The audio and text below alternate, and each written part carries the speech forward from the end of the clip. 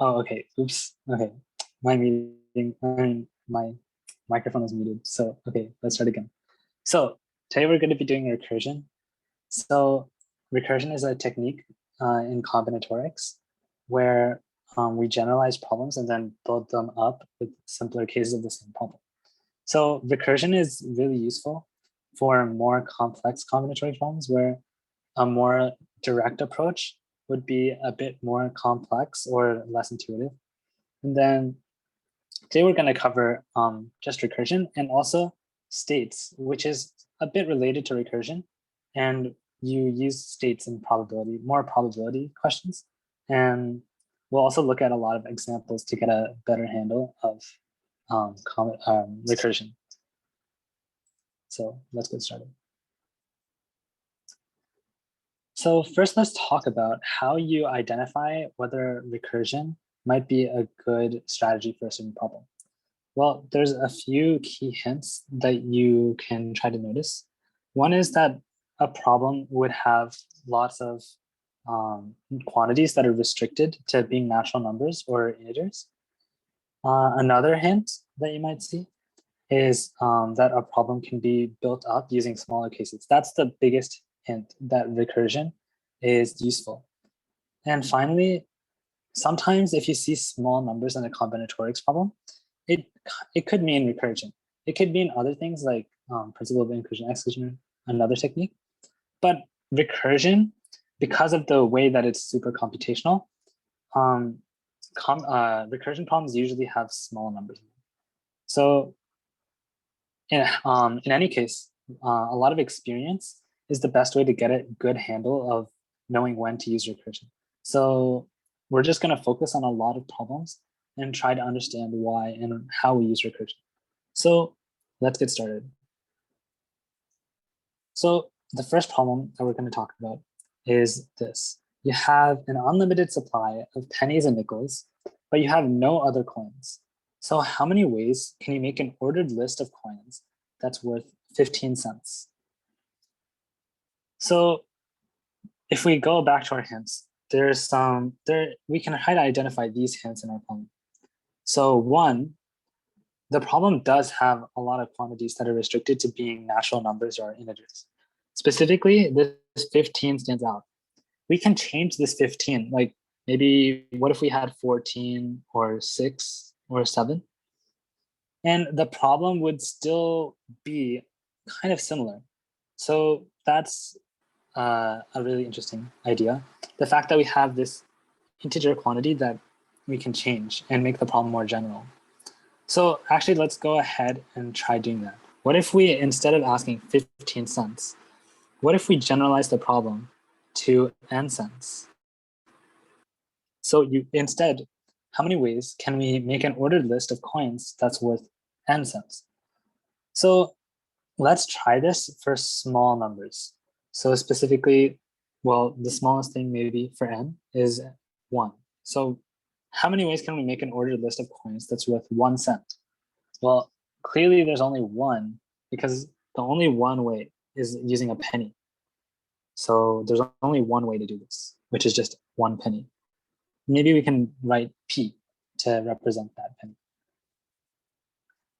What about 2 cents? Well, if we have 2 cents, then there's only, again, one way, because we have to make that list out of pennies. We can have 1 penny and then another penny. If we started, this only has one arrangement. We can't really distinguish between 2 pennies in a row. So again, there's only one way to make an ordered list of coins with 2 cents. The same thing goes for 3 cents and 4 cents, because we can only use pennies. So the list is just going to be full of pennies. So for 5 cents, now we have something interesting. for 5 cents, we can either use 5 pennies or we can use 1 nickel. So there's 2 ways to make 5 cents. So this is pretty interesting. Let's go one more step. So what about 6 cents? Well, we could make it with 6 pennies in a row. 1, 2, 3, 4, 5, 6. We could have a nickel and then a penny.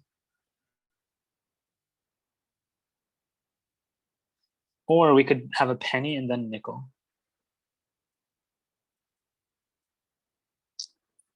So here there's 3 different ways. So now let's take a look at this and try to see if we can try to find the answer for larger values of n without having to actually write out all of these different ways. So let's go back to these different hints that we were talking about. And a key thing about recursion problems is that the problem can be built up using smaller cases of the same problem. So if we look back at this problem, if we have n equals 6, again here, this problem, let's try to see how we can break this case 6 into cases that we can get from the smaller versions of the problem, so namely 1 through 5. So notice that for the case when n equals 6 for 6 cents, the last coin that we added is either a penny, so here it was a penny, or it's a nickel. So again, that's of course the only 2 possibilities for the last coin. So if we take a look at that, before the penny, if we ignore these last coins, the penny, we actually have 5 cents here and 5 cents here. And you can see that these are actually the exact versions of 5 cents that we counted when we were counting the case of the problem for 5 cents when n equals 5. So one way to look at this 6 cents, or these the first 2 parts of the 6 cents, where we just had a last coin of a penny, is just taking the ways for 5 cents, or ways for making 5 cents, and then adding a penny onto those ways. Now, what about this last one? Here, we added a nickel, and the remaining part is just 1 cent. So we took this 1 cent way, and then we added a nickel. So you can see that to make 6 cents, so the number of ways for 6 cents was the same as the number of ways for 5 cents, because we just plus the number of ways for 1 cent. Because we just added a penny to the ways for 5 cents, and we added a nickel to the ways for 1 cent. So what we can also write this more mathematically, maybe. So let's let an be the number of ways that we can make an ordered list of coins worth n cents. So now, using this notation, we have a1 is equal to 1, a2 is equal to 1, a3 equals 1, a4 equals 1, a5 equals 2, a6 equals 3. And if we write this equation that we got, we just found that a6 was equal to a5 plus a1, because we added a penny to the 5 cents and a nickel to the 1 cents. So in fact, we can generalize this. We can say that for all n, an is equal to an minus 1 plus an minus 5.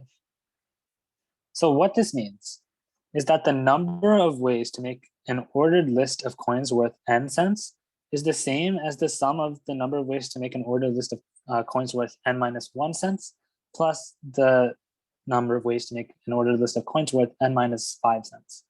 And the reason this is true is that for each of these ways, we're going to add a penny. And for each of these ways, we're going to add a nickel. So now we have a good way of getting from these older versions of the problem, so from these cases, 1 through 6, to higher cases. So let's see how this works. So in recursion, it often gets kind of computational. So it's important to stay pretty organized. So let's make a table. So maybe this is a good size from the table. We want to get up to 15 cents. So let's make 2 rows, n and an. So now we have n equals 1, 2, 3, 4, 5, 6, 7, 8, 9, 10, 11, 12, 13, 14, 15.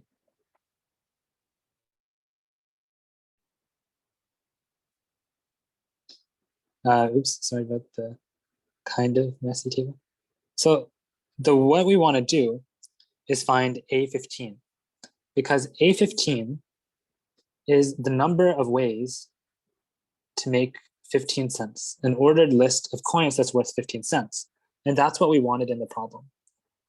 So let's start by listing out the values in this table and then apply our recursion to get higher values. So we know that A1 through A4 are all going to be 1. And then A5 is 2 and A6 is 3. We can make those our base cases. What that means is that we're going to use these cases to generate all of our next numbers or next values of n in the table. So A7 is equal to A6. A7 is equal to A6 plus A2. So if we look at the table, we're going to add A2 and A6 to get 4 for 7. Then A8 is equal to A3 plus A5, which is going to be 5. A9 is equal to A4 plus A8, which is 6. A10 is equal to A9 plus A5, which is 8. A11 is equal to A10 plus A6, which is 11. A12 is equal to A11 plus A7, which is 15. A13 is equal to A12 plus A8, which is 20. A14 is equal to A13 plus A9, which is 26. And then A15 is equal to A14 plus A10, which is 34. So we have A15 is equal to 34, and that is the answer to our problem. We wanted to find the number of ways to make 15, an ordered list of pennies and nickels that's worth 15 cents, and that's exactly what we found here, 34. So you can see that we didn't actually have to sit down and look at all the ways, all these 34 ways to actually make the 15 cents. We used recursion to look at small cases and find this almost pattern. And then we generalized that and used this idea to get to larger cases or larger values of n. And so we were able to use that to find A15, or the value that we wanted in the problem. So that's the idea behind recursion. So before we take a look at more recursion problems, let's also look at another idea, which is states. So states is a way of solving probability and expected value problems. So essentially, states are basically just exactly what they sound like. So they're just like the state of a current situation in a problem. And we can use this idea of states to solve problems. So it's best to actually look at a problem, and then you'll be able to understand what we mean by states. So let's look at this problem. So there's 5 stones arranged in a circle. And from any stone, Froggy, and Froggy's a frog, will go to the next stone clockwise with a probability of 3/5, and to the next stone counterclockwise with a probability of 2/5. So find the expected number of times Froggy will hop before he returns to his original stone. Oh yeah, so if you don't know what expected value is, you can think of this as, well, exactly how it sounds. So how many times do we expect Froggy to hop before he gets back to his original stone. And the expected value, so actually let's define a few things and see what expected value means. So first let's define a random variable. So a random variable, this is not really a rigorous definition, we'll represent it with x, would just be some value, a random value. So it can take all kinds of different values with different probabilities. So it has some values, and each of those values occur with some different probabilities.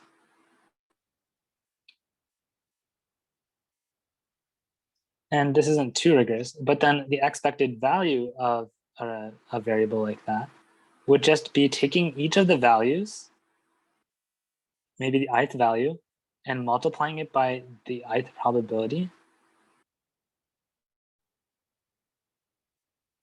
and then adding those all together. So this is a more mathematical way of thinking about it, but a more intuitive idea is exactly how it sounds. How many times do we expect Froggy to hop before he gets back to the original stone that he was on? So let's get started with this. So if we draw out this problem, we have 5 stones in a circle. 1, 2, 3, 4, 5. So let's say Froggy starts on this stone right here. So let's actually label the stones. So we'll label them, this one maybe 1, 2, 3, 4, and then 5. So just clockwise around the circle. So the probability that Froggy will go to the next stone clockwise is 3/5. And the probability that Froggy will go to the next stone counterclockwise is 2/5. So let's call these different states, or let's actually, now each of these states, we have 5 states essentially, the Froggy being on each of these different 5 stones. And for each of these states, we're going to let these following expected values. So we're going to say let A be the expected value that Froggy starts on stone 1. Oops. Starts on 1 and comes back to 1 later.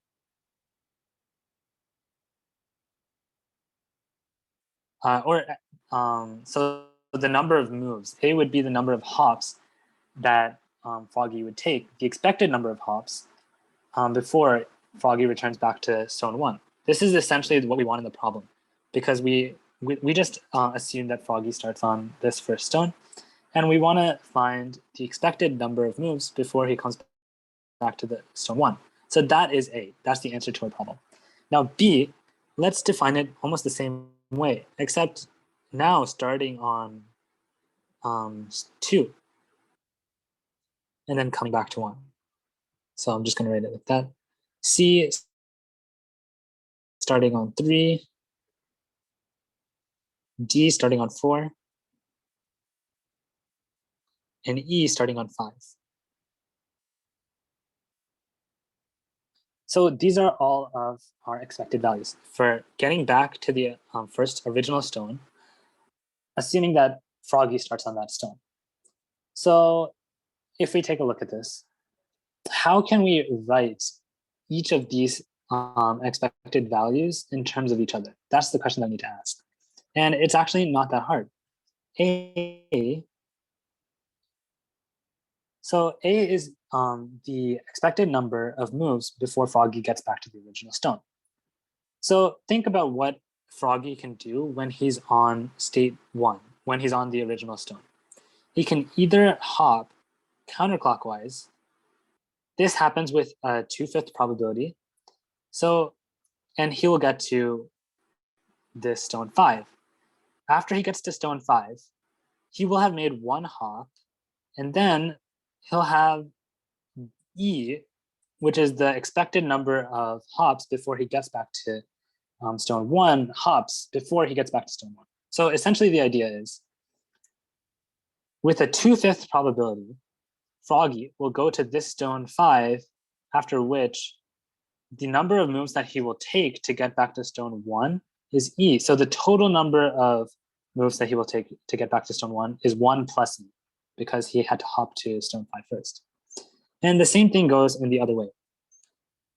3/5 probability that he goes to stone 2, after which he'll have 1 plus b moves in total to get back to stone 1.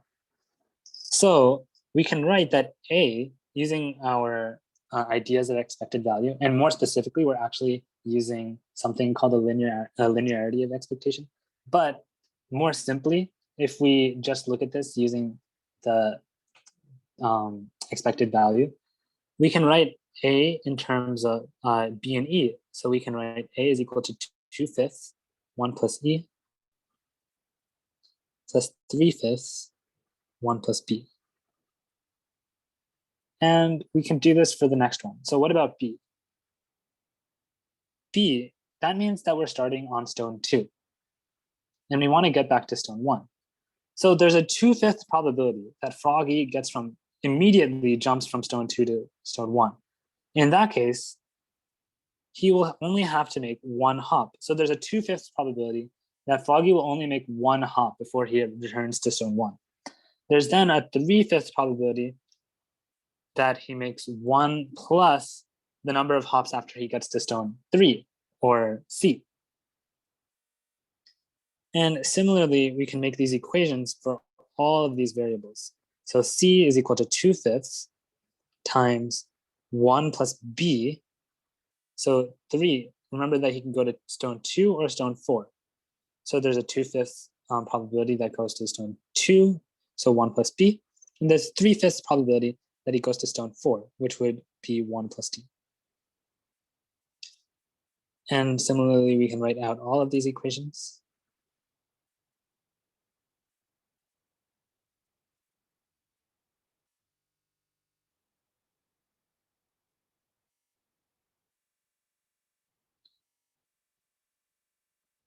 And for this last one, notice that there is a 3/5 probability that Froggy will jump from stone 5 to stone 1.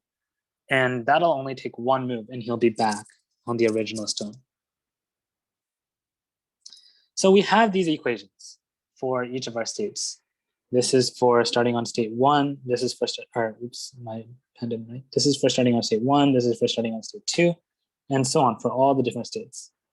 So now we can use these equations, this system of equations, to find the value of A, which is essentially what we wanted in the problem. So how can we solve this set of equations? So the first thing you might notice is that there's a lot of symmetry going on. So if we actually just add all these equations together, we get A plus B plus C plus D plus E is equal to, well, notice that this 2/5 times this 1 and this 3/5 times this 1 add to 1. So essentially, this is equal to 1 plus 3/5, or 2/5 E plus 3/5 B. And similarly, we can simplify all of these. 1 plus 3/5 C, 1 plus 2/5 B plus 3/5 D, 1 plus 2/5 C plus 3/5 E, and 1 plus 2/5 D plus 3/5, or wait, not 3/5, just 2/5 D.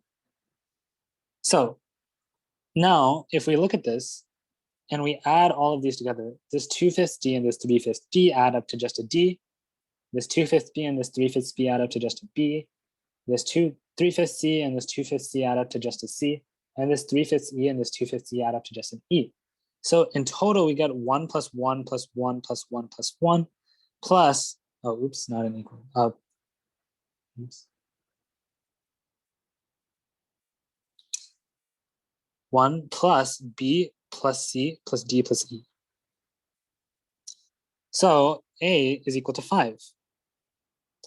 So we were actually able to immediately simplify and get A equals 5, which is the exact answer that we wanted. So notice that, in fact, these two probabilities of going left or right or counterclockwise or clockwise didn't even end up mattering, because in the end, they ended up, or nothing. They ended up adding to get 1. So in fact, the probabilities of going clockwise and counterclockwise didn't even end up mattering in this problem. That's pretty cool. And in fact, this problem can be generalized. So the number of stones is essentially the same as the expected number of moves before Froggy gets back to his original stone. So that is the idea of states. And it's related to recursion because essentially we're taking this almost this process and almost writing it recursively with these equations, because each of these steps is almost like a sequence of moves, or we're starting on stone 1 maybe, and we're taking these equations essentially represent this sequence that Froggy might take. So let's get through a lot of examples on recursion. So there are 7 examples. We might not get through all of them, but we'll see.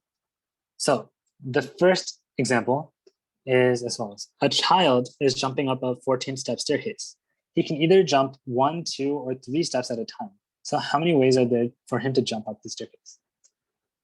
So this problem should seem really familiar. It's essentially the exact same idea as the coin problem that we talked about before. We can even rephrase this problem. We have coins with 1 cent, 2 cents, or 3 cents. So we want to find the number of ordered list of coins that make 14 cents. So the idea is exactly the same. If we can immediately write down the equation.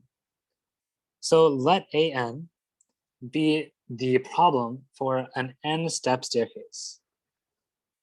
So in other words, a child is jumping up an n-step staircase. So how many? He can either jump 1, 2, or 3 steps at a time. So how many ways are there for him to jump up?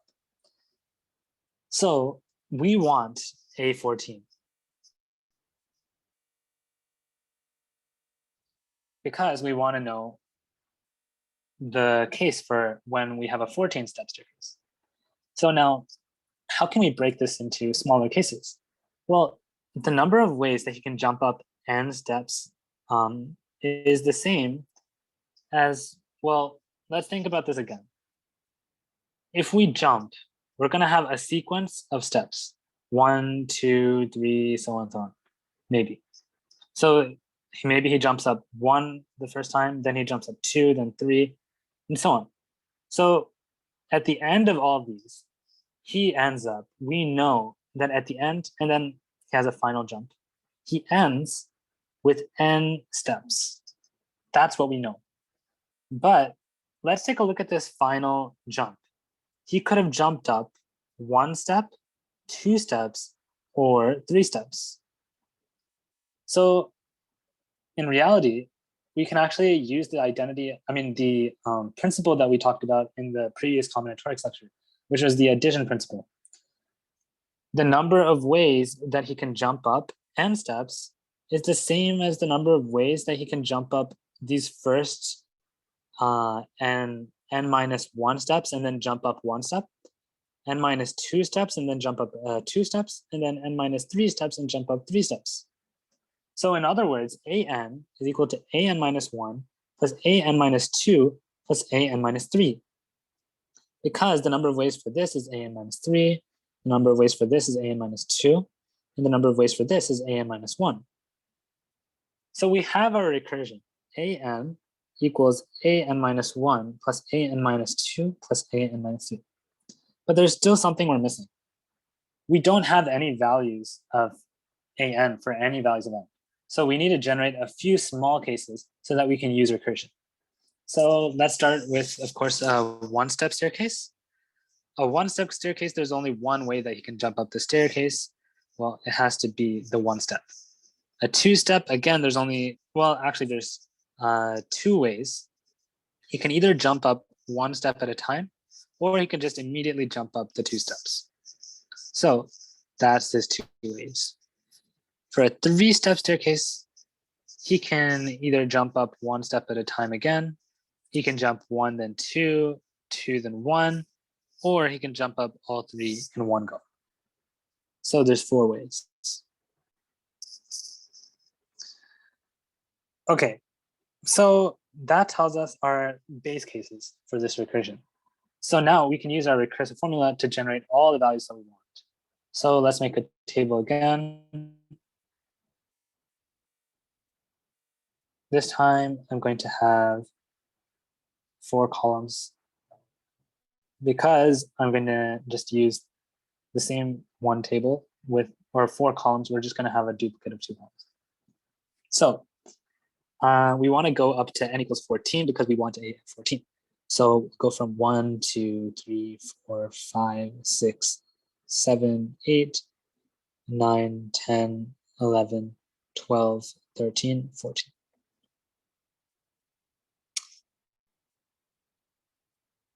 So this is a bit messy, but it's more organized than trying to do it without a table.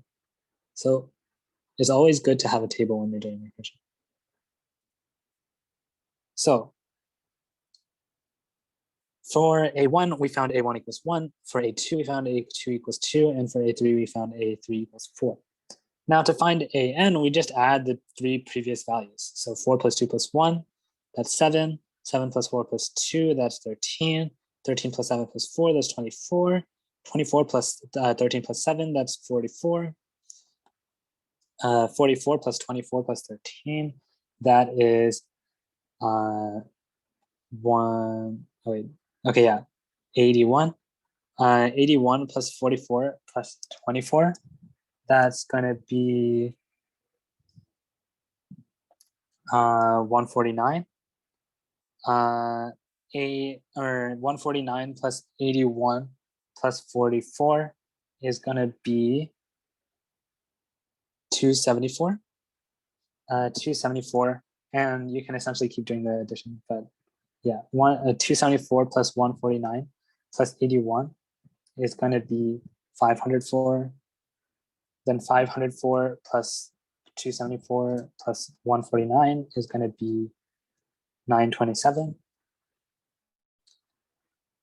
927 plus 504 plus 274 is going to be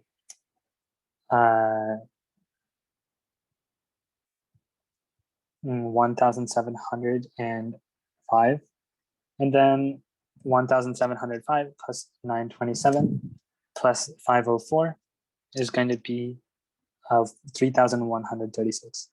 And so here, you can see how much computation is involved with doing recursion. So you have to be really careful when you're doing recursion because any small mistake will just throw off your entire answer. So you have to be really careful to not make any mistakes. So that is this problem. So let's go on to the next problem.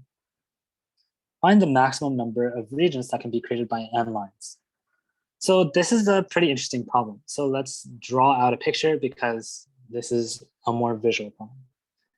So let's start with one line. If we have one line, we have 2 regions on either side of the line. So 1, we have 2 lines. And again, we're going to let AN be the problem for n lines. Now, what about 2 lines? Well, when we add that second line, notice that the line is broken into 2 parts, this part and this part.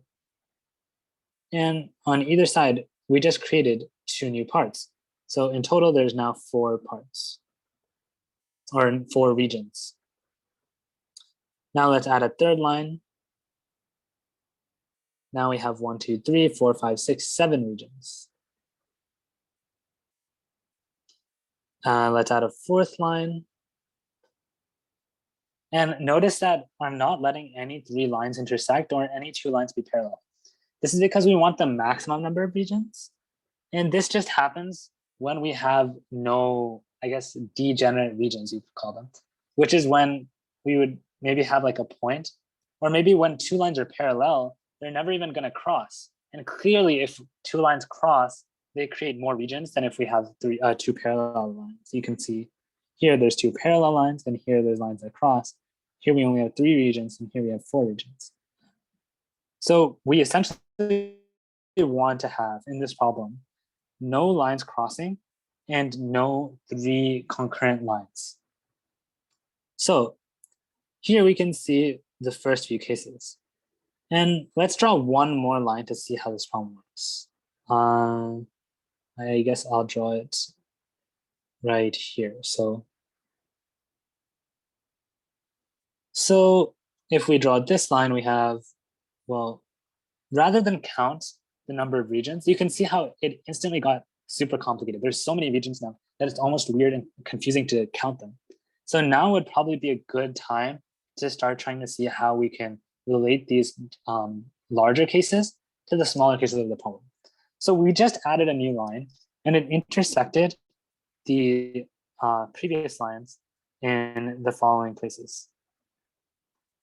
So there's 4 intersections where it intersected with previous points.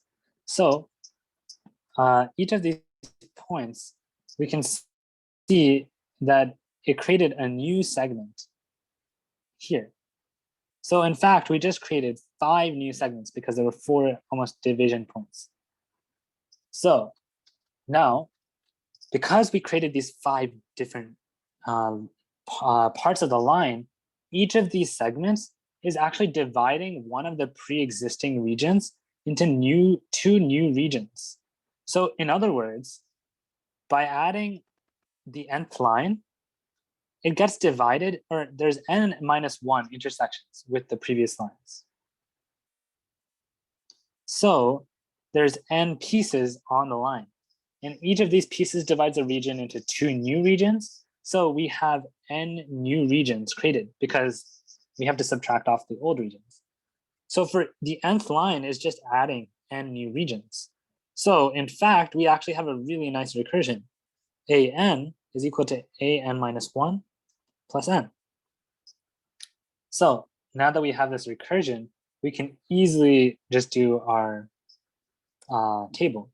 So actually, well, here we don't actually have a specific value of n.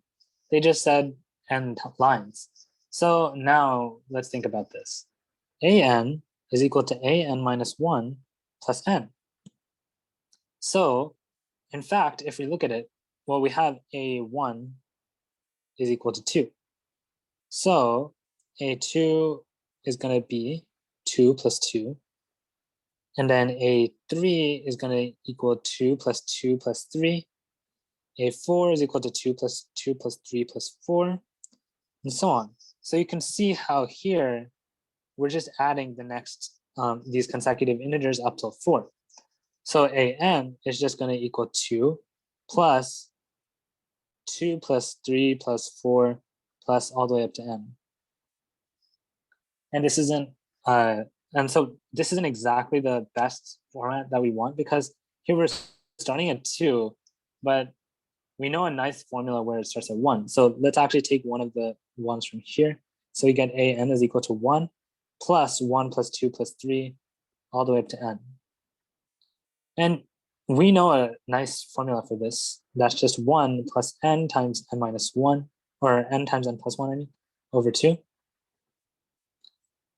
And then that is equal to basically 2 plus n squared plus n over 2. You could write it as that. It doesn't really matter how you write it that way. But that is our answer. So the maximum number of regions that can be created by n lines is just n squared plus n plus 2 over 2. Okay, now let's go on to the next problem.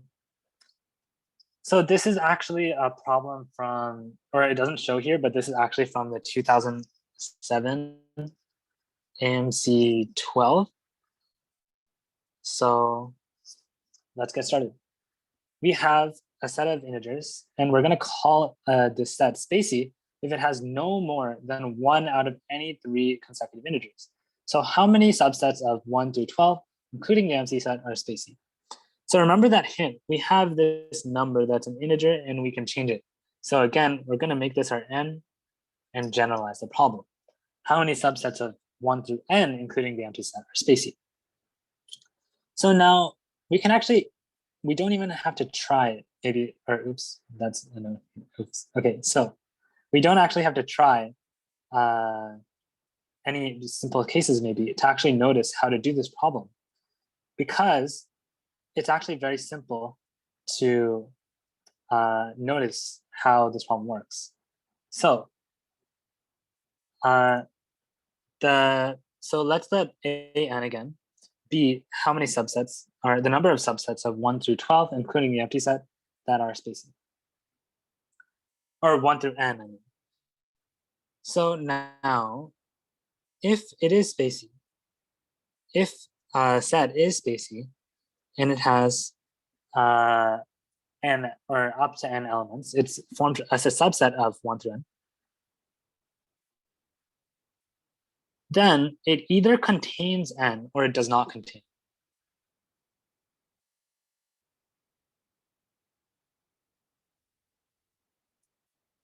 So we're going to actually do this casework idea again in recursion. So if it does contain n, if it doesn't, actually let's do doesn't contain n first because that's easier. If it does not contain n, that means that essentially we are just forming a subset of 1 through n minus 1. So this is the same as a(n minus 1. If it does contain n, then essentially we have n, so we cannot have n minus 1 or n minus 2, because otherwise we do have more than 1 out of 3, any 3 consecutive integers. So this is the same as a(n minus 3. So in fact, we can say that a(n) is equal to a(n minus 1 plus a(n minus 3. And now we have our recursion. So we just need our base cases and we can do the recursion. So let's see if we have 0, because we have the empty set, so we may as well just do 0 for one of our base cases. There's one way. So a of 0 is just going to be 1. A of 1, well, we can either have the empty set or just 1. So there's 2. For 2, we can either have the empty set, we can have 1, or we can have 2. We cannot have both 1 and 2 because then we have 2 consecutive integers.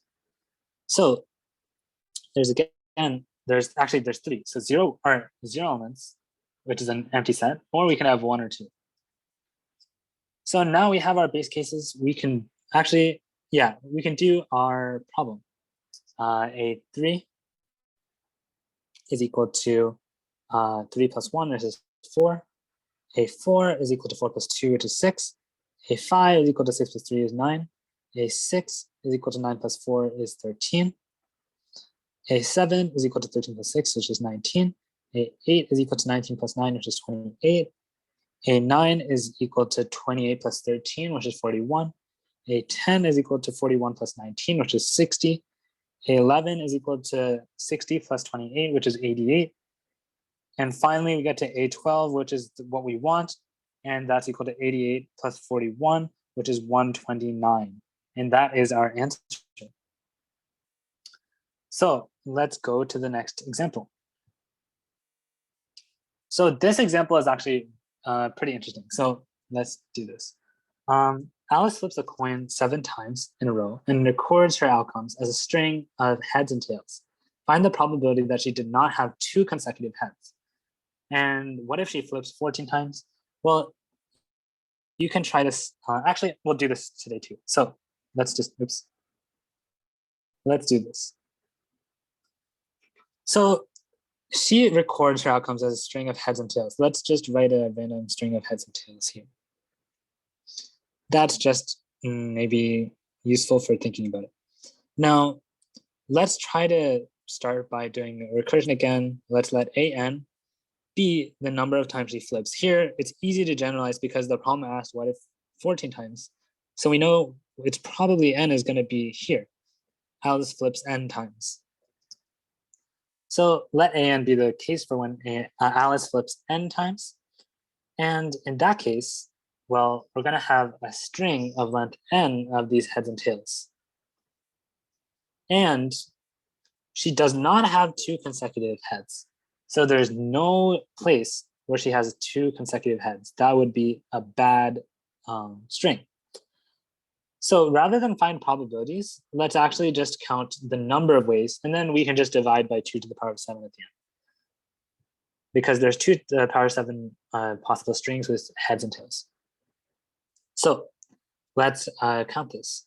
Well, maybe again, we can divide this into two cases. Or actually, let's try to see some base cases again, because this is a more complex problem. So if she flips one time, well, if she flips one time, it can either be a heads or a tails. So both of those work. So there's two ways. If she flips two times, she can either flip heads, tails, tails, heads, or tails, tails. She cannot flip a heads, heads, because that would be two consecutive heads. So there's three ways. Now, three, well, this is a bit more complex. So at this point, let's actually stop. And even though we only have two cases, we can actually try and find a recursion. So let's look at this.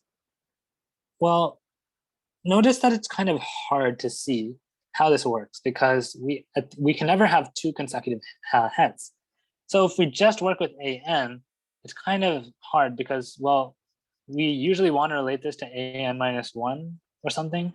So an minus one, we would just add maybe like a heads or a tails, but we don't know what an minus one ends in because, well, we don't really specify that. So what we're going to do is actually induce more like conditions on our sequences. So we're actually going to break an into hn and tn. So what we're going to say is hn is the number of these sequences that have no consecutive h's are such that the sequence ends in an h. And here we're going to end in a t, a tails. So now we can actually do our recursion. The number of ways that we can have a sequence of heads and tails that end in a heads is just going to be, well, we can't append an h to a sequence that already ends in an h. So all the sequences of that end in an h, when we remove the h, remove this, we know that this last one is going to be a tail. So hn, this is the length n minus one, and this is just an extra one. Hn is just going to equal tn minus one. And tn minus one, or tn, I mean, well, tn, we can add a tail can be at the end of any sequence. The sequence can end in either an h or a t. Oops. So tn is equal to hn minus one plus tn minus one. So now we have our recursion. We can actually do this. We can draw a table. Let's have n, h of n, and t of n, and then a of n. My columns are probably weirdly sized, but it's fine. So 1, 2, 3, 4, 5, 6, 7. Actually, let's spread that out a little bit more. We don't actually need to go to 14 for this problem, and you'll see why in a second. That was a really badly drawn line.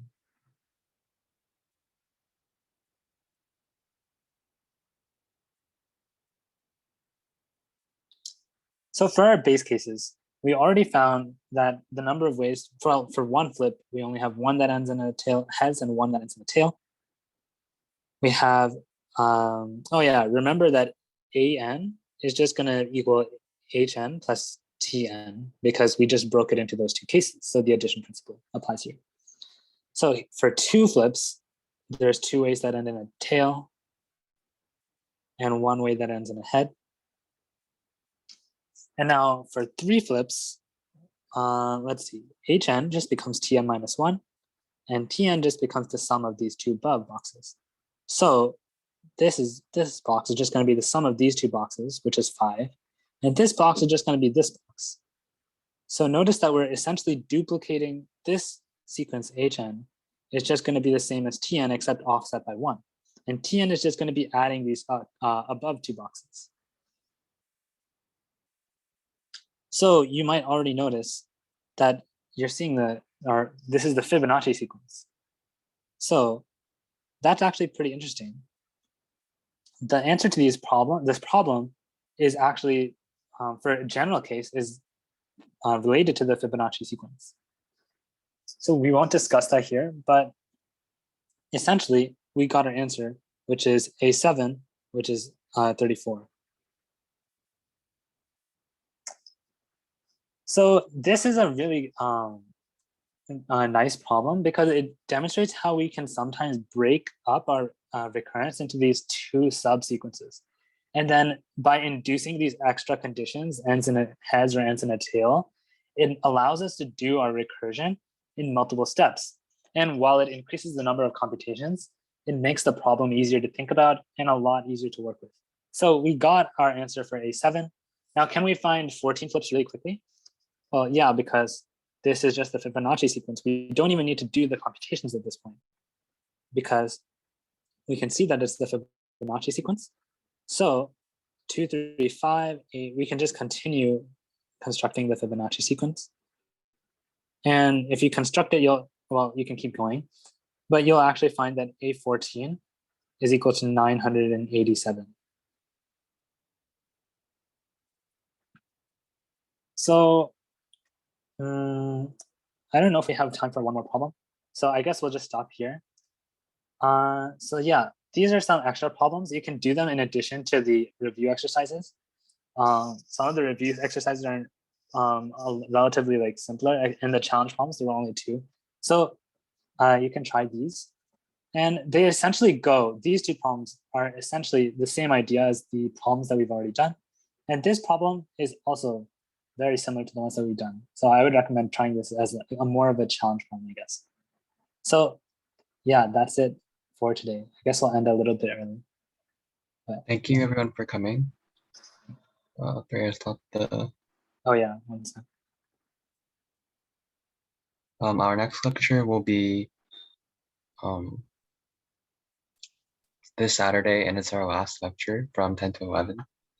It'll be on mathematical induction, and the next problem set won't have solutions because most of the induction problems are very difficult. So there also will be a problem set, but you're not really expected to do them. But if you're very curious, then you can do them. There, you should stop the recording. Oh, is what I meant, not the